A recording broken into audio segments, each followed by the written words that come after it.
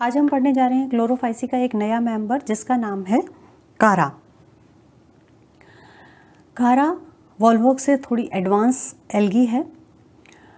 आप इसका क्लासिफिकेशन देखिए, इसका डिवीजन है Chlorophyta, that means they are green in colour, they have chlorophyll, ठीक है।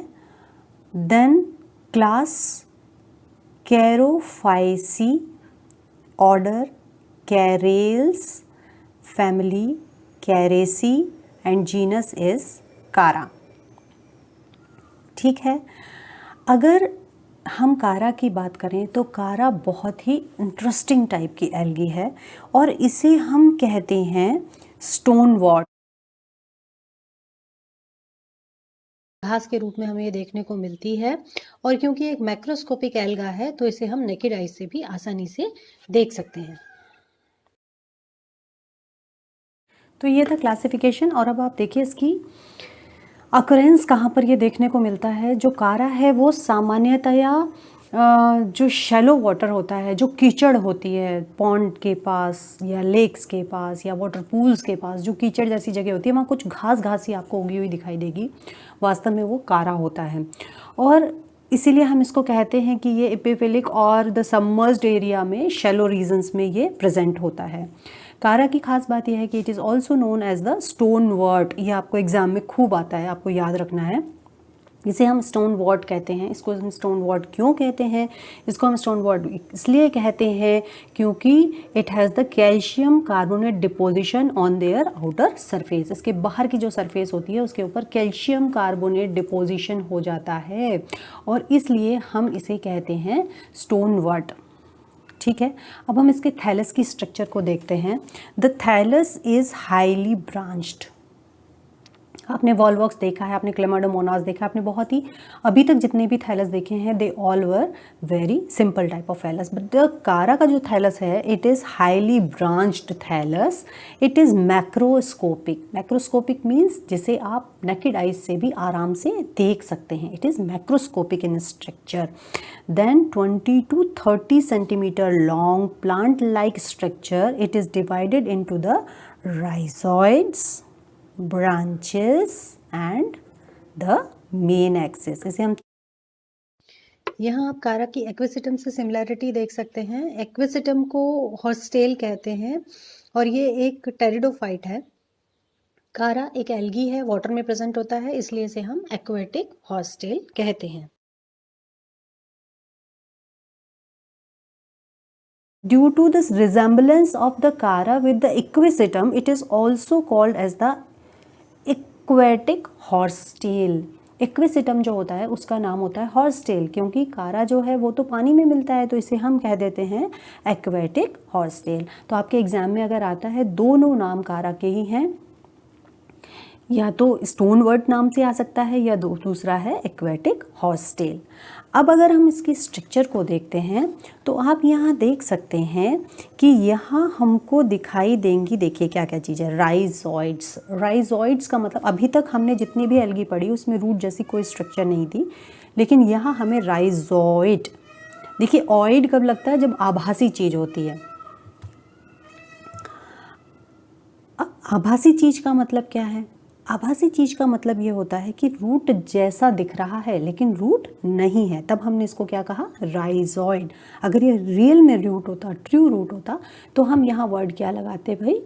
यहाँ हम वर्ड यूज़ करते रूट्स। तो ये है राइजॉइड्स। इसके ऊपर हैं ये मेन एक्सिस। अब मेन एक्सिस जो आपका है उस मेन एक्सिस के ऊपर ब्रांचेस लगी हुई हैं। ब्रांचेस भी आप दो तरीके की देख सकते हैं। देखिए, एक तो है ब्रांचेस ऑफ अनलिमिटेड ग्रोथ, ये बढ़ती ही जाएंगी, ये बढ़ती ही जाएंगी, ये बढ़ती ही जाएंगी। So these are known as branches of unlimited growth. और इसी में आप देखेंगे ये छोटी छोटी ब्रांच भी हैं और ये यहाँ आकर के इनकी ग्रोथ रुक जाती है, ये ग्रोथ रुक गई है, ये ग्रोथ रुक गई है। So these are known the branches of limited growth. इन्हें हम कहते हैं ब्रांचेस ऑफ लिमिटेड ग्रोथ। खास बात और देख सकते हैं आप, इसमें प्रेजेंट होते हैं नोड्स और इंटरनोड्स। नोड्स बीच की पोजीशन, इंटरनोड, नोड बीच की पोजीशन, इंटरनोड। तो जो नोड्स होते हैं हमेशा जब भी ब्रांचिंग होगी वो कहाँ से होती है भाई, नोड से हमेशा ब्रांचेस का फॉर्मेशन होता है।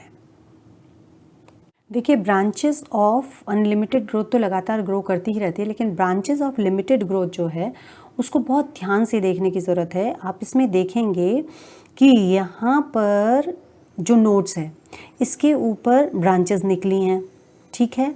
और इसको और अगर मैं आपको जूम कर देती हूँ तो आप ये देख सकते हैं कि यहाँ जो ब्रांच निकली है उसके अंदर भी ब्रांचिंग है, और इस ब्रांचिंग में दीज आर प्राइमरी लेटरल्स, और इसके बाद इसमें भी सेकेंडरी लेटरल्स का फॉर्मेशन हो रहा है। और जो सेकेंडरी लेटरल्स हैं यहीं पर मेल और फीमेल सेक्स ऑर्गन्स लगे होंगे। अभी नेक्स्ट स्टेप में मैं आपको इसी पोर्शन को, इस एक पार्ट को जूम करके दिखाने वाली हूँ, सेम से सिंगल एक पार्ट को, इसको हम जूम करके दिखाएंगे। और इसी तरह की सारी स्ट्रक्चर्स, ये जो छोटे छोटे आपको डॉट डॉट डॉट डॉट ऐसा दिखाई दे रहा है नील लगा हुआ, इसमें दिखाई देगा।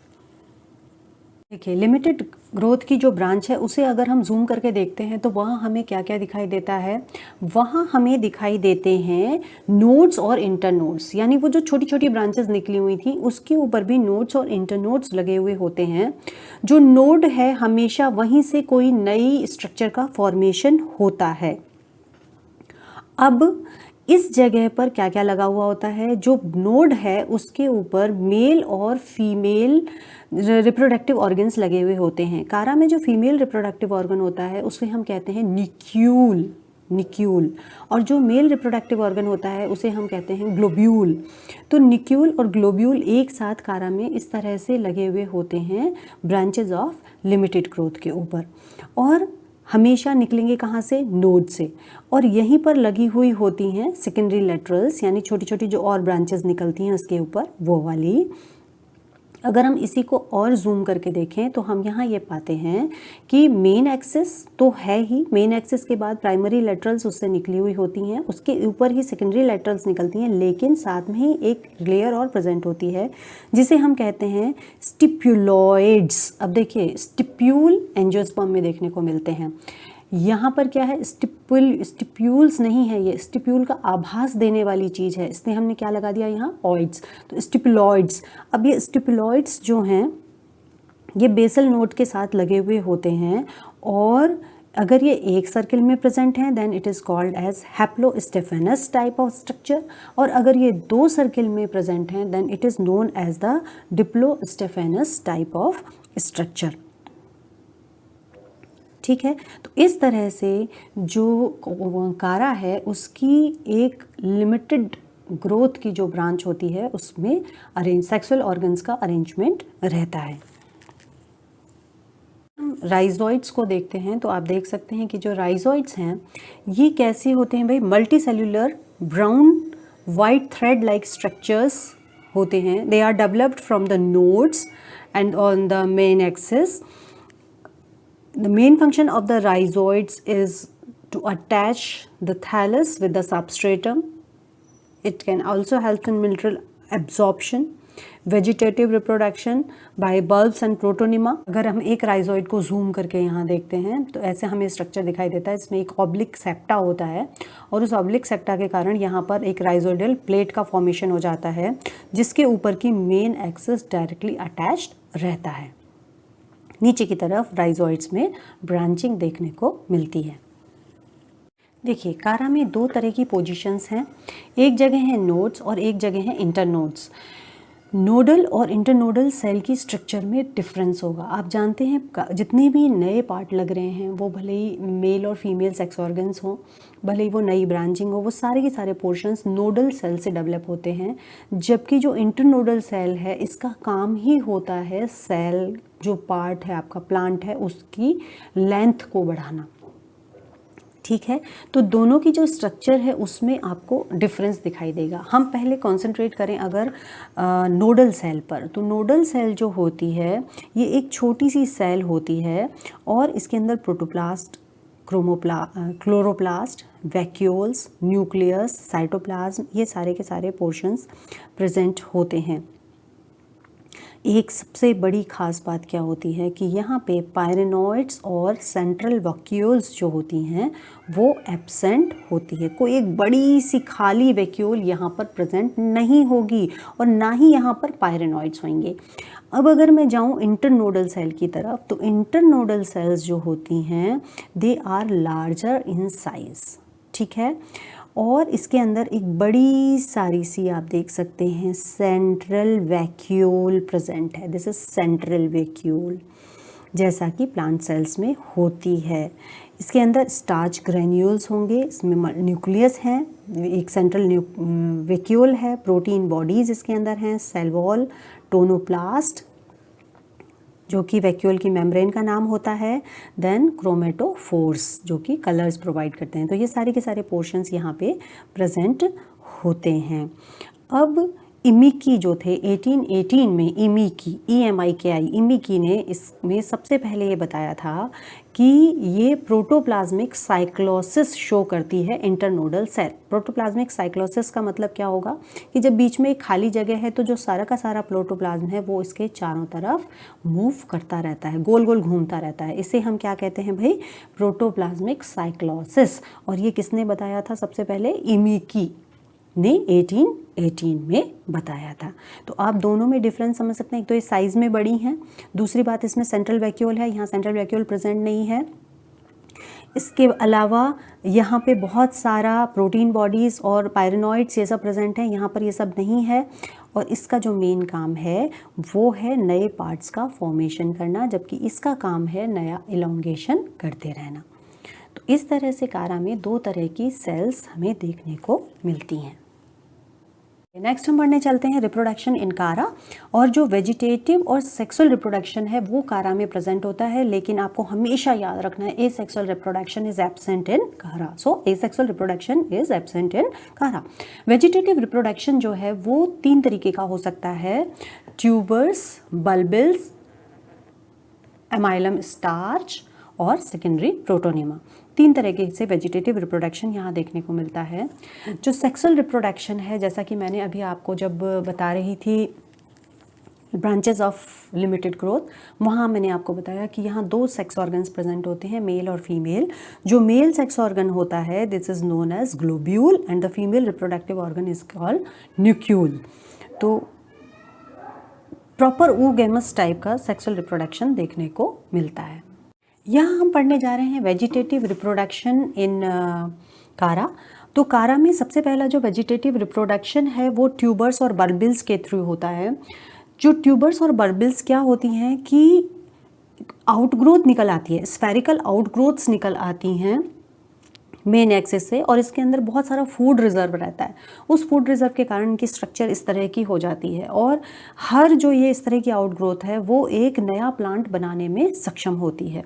सो it may be root bulbils. अगर ये राइजोइड्स के पास से निकल रही हैं, जैसे कि कारा स्टेलिजेरा में होता है, तो अगर ये बल्बिल्स के पास से निकल रही हैं, राइजोइड्स के पास से निकल रही हैं, तो हम इसे कहते हैं रूट बल्बिल्स।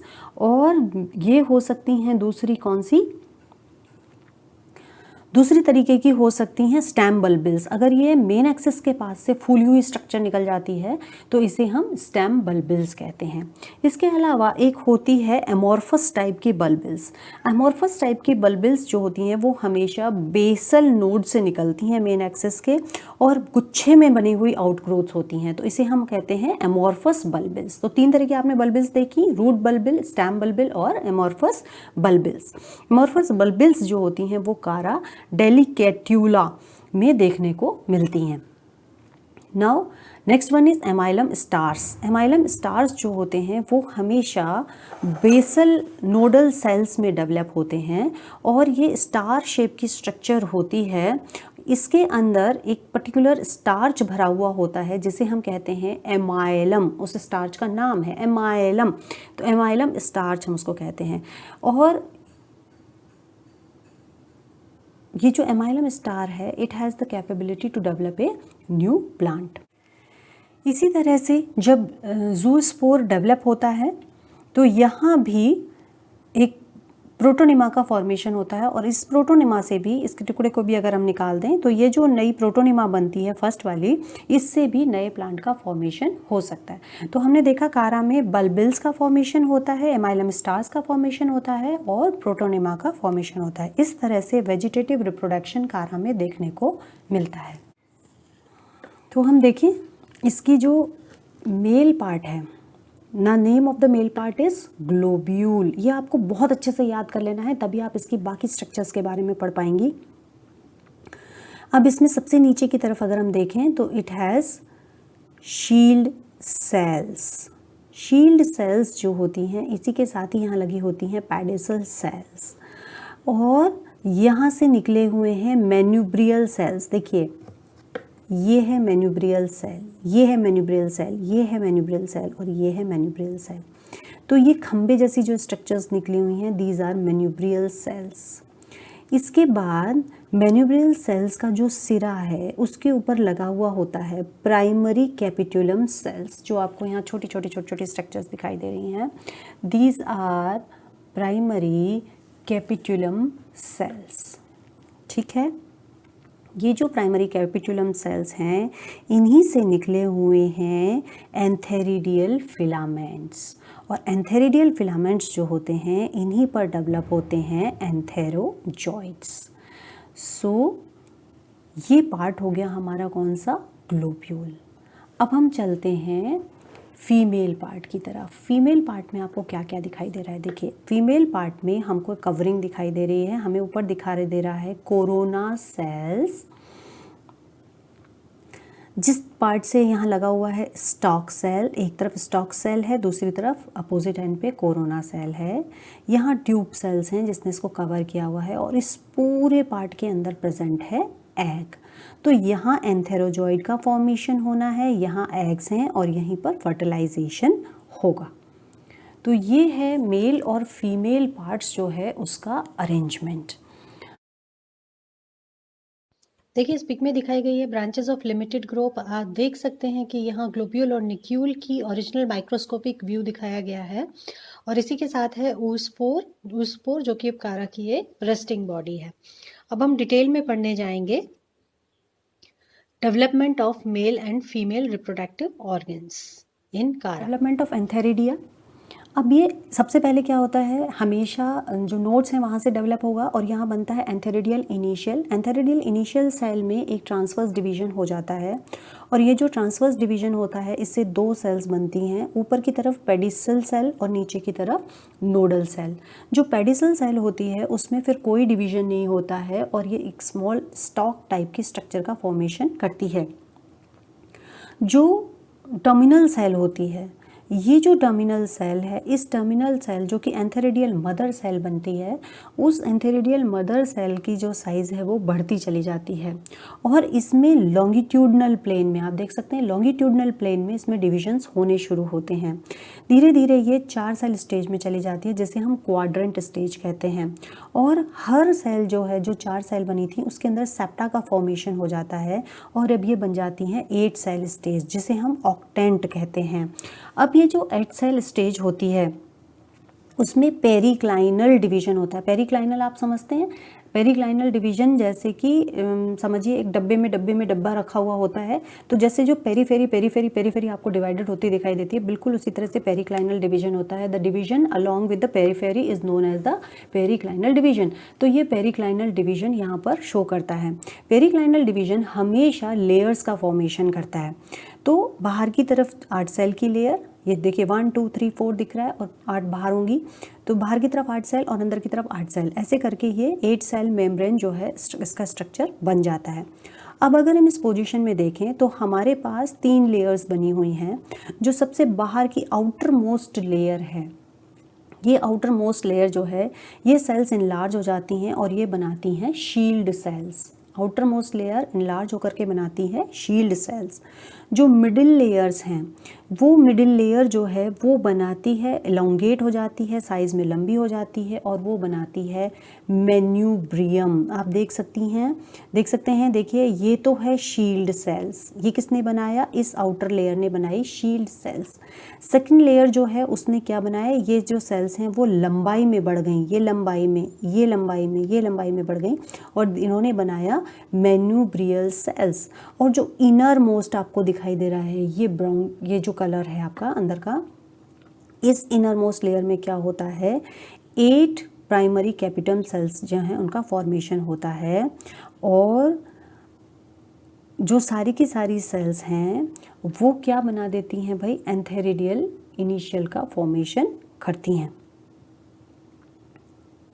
ठीक है। और इसी में एंथेरोजॉइड्स जो हैं उनका फॉर्मेशन होता है। अगर मैं आपको अरेंजमेंट दिखाऊं तो ये अरेंजमेंट कुछ ऐसा हो जाता है। देखिए, अगर हम इसको इस कट से देखें तो ये देखिए, ये शील्ड सेल्स लगी हुई हैं, शील्ड सेल्स नाम याद रखना है आपको। Then manubrial cells, these are manubrial cells. खड़ी खड़ी जो सेल्स मैं आपको बता रही हूँ तब से, ये मेन्यूब्रियल सेल। इसके ऊपर लगी हुई है प्राइमरी कैपिटुलम सेल्स और प्राइमरी कैपिटुलम के ऊपर की तरफ ही निकलते हैं एंथेरिडियल फिलामेंट्स। और ये जो एंथेरिडियल फिलामेंट्स हैं, ये एंथेरिडियल फिलामेंट्स की हर जो सेल है वो एंथेरिडियल सेल है। हर एंथेरिडियल सेल मॉडिफाइड होकर के एंथेरोजॉइड्स का फॉर्मेशन करती है।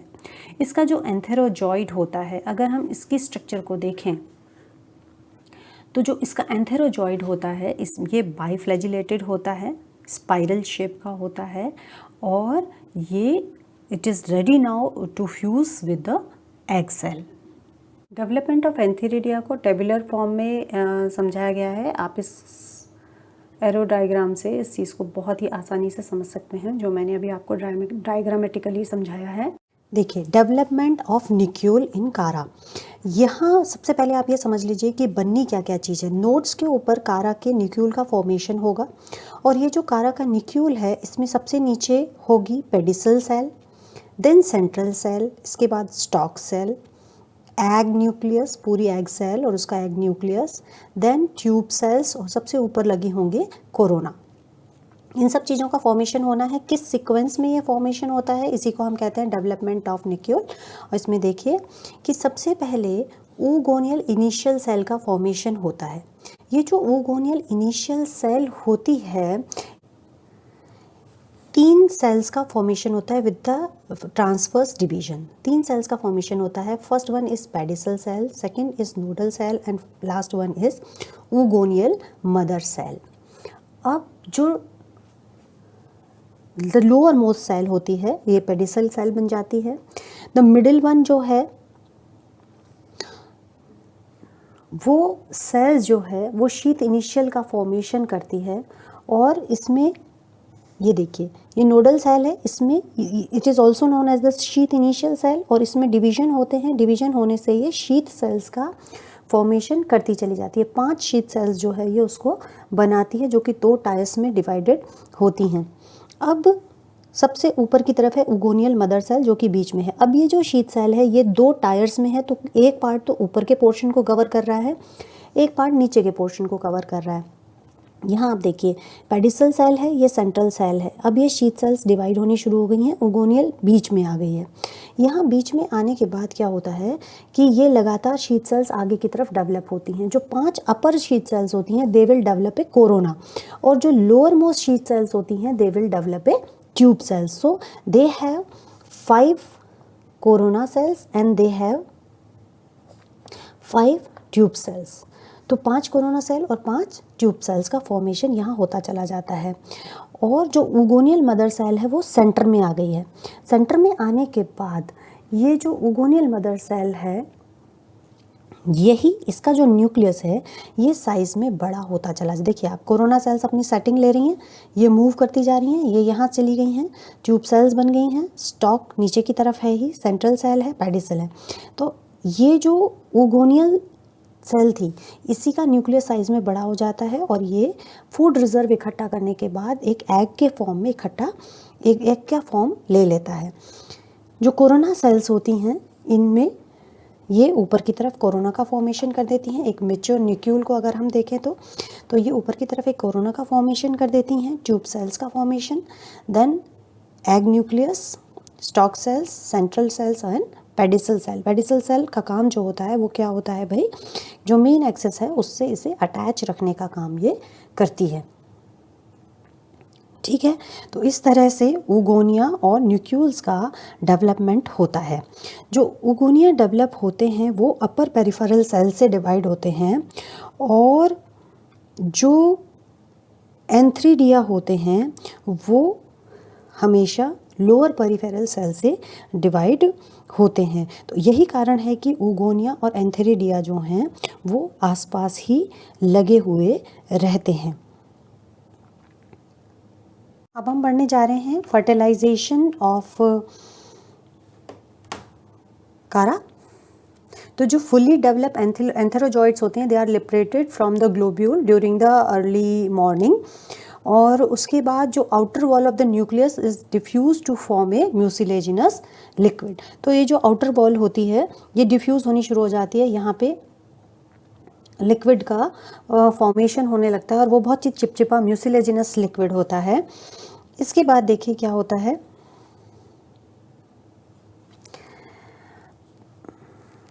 Antherozoids moves towards to the egg. ये एंथेरोजॉइड्स मूव होने शुरू होते हैं towards to the egg through the mucilage, and the tube cell gets apart to provide path for the male gametes. ये कोरोना सेल्स जो हैं ये एक दूसरे से अलग अलग हो जाती हैं और इसके अंदर से मेल गैमीट्स जो है इट कैन फ्यूज़। तो ये अंदर जाता है, male and female gametes are fuse to form the zygote. अब मेल और फीमेल गैमीट्स का फ्यूजन हो गया है और अब इन्होंने बना दिया है एक बड़ा सारा सा जाइगोट। अब ये जो जाइगोट होता है इसके ऊपर थिक कवरिंग्स हो जाती हैं, बिकॉज आप जानते हैं कि जो सेक्सुअल रिप्रोडक्शन होता है वो हमेशा अनफेवरेबल कंडीशंस में होता है। तो उसके ऊपर उस टाइम को काटने के लिए बाहर की तरफ एक इस ऊस्पोर वॉल का फॉर्मेशन हो जाता है और अब ये ऊस्पोर कहलाता है। कभी कभी इसके अंदर सिलिका या लाइम भी प्रेजेंट होता है, थिक वॉल बन जाती है, काफ़ी थिक वॉल बन जाती है, और इस तरह से ये जो oospore है ये अनफेवरेबल कंडीशंस को निकालने के लिए वहीं पर ही लगा हुआ रहता है। धीरे धीरे ये oospore जर्मिनेट होकर के, जब फेवरेबल कंडीशंस होती हैं, जर्मिनेट होकर के नए प्लांट का फॉर्मेशन कर देता है। देखिए जर्मिनेशन ऑफ oospore हो रहा है। अब ये oospore वॉल है, यहाँ डिप्लॉयड न्यूक्लियस है जाइगोट की। ये जो न्यूक्लियस है इसमें डिविजन्स होते हैं, 2n है से n बनना है, मियोसिस होता है, 4 हैप्लॉइड न्यूक्लियस का फॉर्मेशन होता है। ये जो सेल है उस oospore सेल में एक ट्रांसवर्स डिवीजन होता है।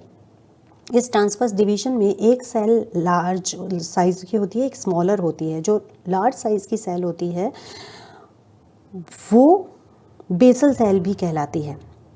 ठीक है, ये येलो कलर की सेल होती है और इसके अंदर 3 न्यूक्लियस प्रेजेंट होते हैं। ध्यान से देखिए, इसके अंदर 3 न्यूक्लियस प्रेजेंट होते हैं। सेकंड वन इज़ लेंटिक्युलर सेल, और जो लेंटिक्युलर सेल होती है ये एपिकल सेल होती है और इसके अंदर एक ही न्यूक्लियस प्रेजेंट होता है।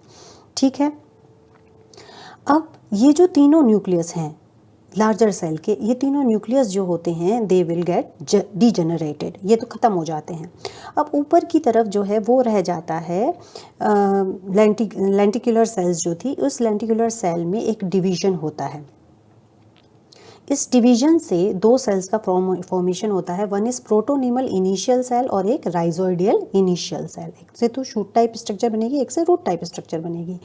नाउ अब क्या होता है कि जो प्रोटोनिमल इनिशियल सेल है वो अभी तो कवर में है ना, ये धीरे धीरे बाहर की तरफ निकलेगी। प्रोटोनिमल इनिशियल सेल जो है वो धीरे धीरे अपने ऊपर नोड्स और इंटरनोड्स का फॉर्मेशन करती चली जाती है, डिफ्रेंशिएट करती जाती है सेल्स को, और इससे मेन एक्सिस का फॉर्मेशन होता है। जबकि जो राइजोइडल सेल है वो प्राइमरी राइजोइड्स का फॉर्मेशन करती है। कुछ समय बाद जैसे सीड से प्लांट का फॉर्मेशन होता है, ऐसे oospore में से मेन एक्सिस और राइजोइड्स का फॉर्मेशन हो जाता है। मेन एक्सिस रूट्स और इंटरनोड्स के साथ होती हैं। जो प्राइमरी स्ट्रक्चर निकली हुई होती है इसे हम प्रोटोनिमा कहते हैं। देखिए प्राइमरी बॉल निकल रही है, ये प्राइमरी स्ट्रक्चर निकल रही है, this is also known as protonema, और इससे मेन एक्सिस पूरे प्लांट का फॉर्मेशन हो जाता है। So this is the life cycle of Chara. Chara an plant है। एसेक्सुअल रिप्रोडक्शन यहाँ एब्सेंट होता है। वेजिटेटिव रिप्रोडक्शन 3 तरीके से, बल्बिल्स, माइलम स्टार्स और सेकेंडरी प्रोटोनिमा। जबकि जो सेक्सुअल रिप्रोडक्शन है वो उगेमस टाइप का advance type of sexual reproduction present है। Male part globule, female part nucule. They will develop antherozoids and oogonium, antherozoids and egg and syngamy होगी। then they will develop a zygote. Zygote will develop as a oospore. Then oospore, in oospore there will be a meiosis, and after meiosis they will develop a primary protonema, and primary protonema will develop as a new plant. Last में जो हम discuss करते हैं हमेशा recent advancements in the study area. तो जो Chara है it is known for the stabilisation of bottom sediments, it provides food for the waterfowls and cover for the fishes. और जो रिसेंट एडवांसमेंट, रिसेंट रिसर्चेस हो रही हैं वहाँ पे ये देखा गया है कि कारा जो है वो अगर किसी लैंड में या वाटर बॉडी में आर्सेनिक प्रेजेंट है तो उसके रिमूवल में हेल्प करता है। और इसी तरह के बायोडीजल के फॉर्मेशन में भी कारा का यूज़ देखने को मिल रहा है। So this is all about the structure and reproduction in कारा। नेक्स्ट हम पढ़ने जाएंगे अगली एल्गी पोचेरिया। और इसी तरह की वीडियोस के लिए आप इस चैनल को लाइक कीजिए, शेयर कीजिए और सब्सक्राइब कर लीजिए।